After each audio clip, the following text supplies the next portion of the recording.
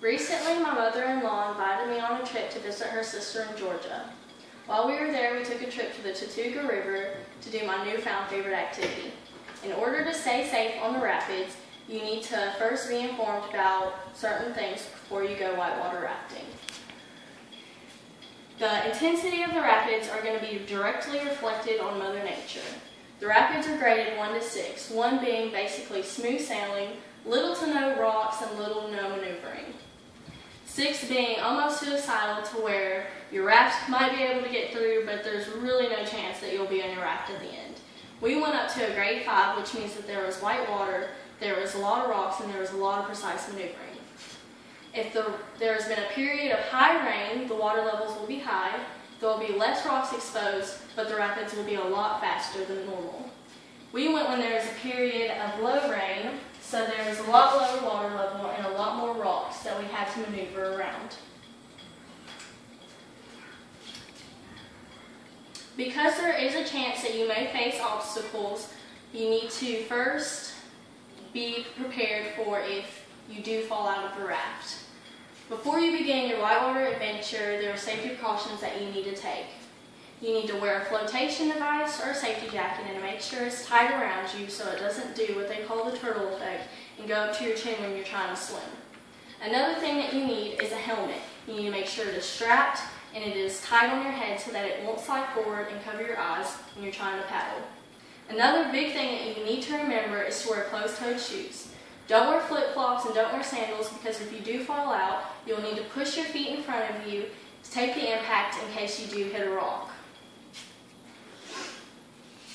Being a fairly dangerous activity, I would highly suggest that you hire a guide before you go. The guides are trained to tell you exactly how to move your paddle.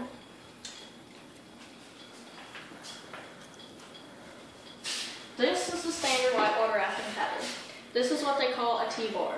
You'll need to keep your hand over the T-bar at all times because when you're going through a rapid, it's easy to let go and hit somebody with it.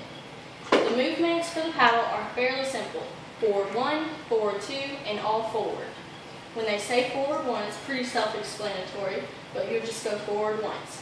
When they say forward 2, you go forward from your hip twice. When they say all forward, you're going to keep going until your guide tells you to stop. And it's pretty much the same, but the opposite with backward 1, backward 2, and all backward. You're just going to take it from your hip and push backwards.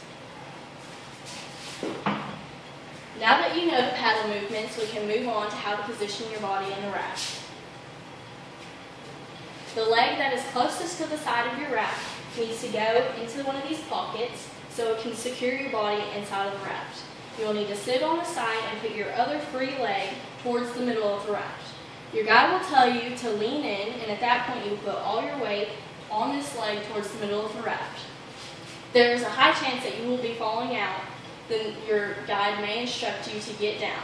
What that means is that you're going to put your whole body towards the middle of the raft and you're going to sit there.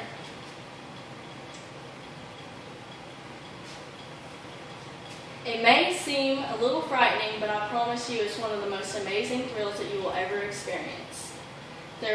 All rivers are different, but I'm sure any river that you decide to whitewater raft on will have its own amazing connection with Mother Nature. When we went to the Chattooga River, there was beautiful trees, there was a lot of turtles, and we even saw a bald eagle.